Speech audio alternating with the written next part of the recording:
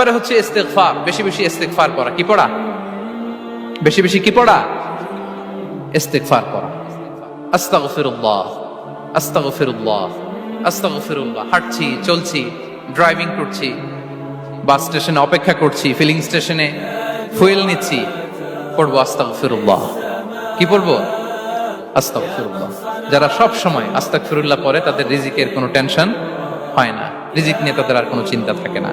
আল্লাহর নবী নূহ আলাইহিস সালাম যিনি ওনার জাতিগোষ্ঠীকে বলেছিলেন ফাকুলতু আস্তাগফিরু রাব্বাকুম ইন্নাহু কানা গাফফারা, তোমরা বেশি বেশি ইস্তিগফার করো, তিনি ক্ষমাশীল।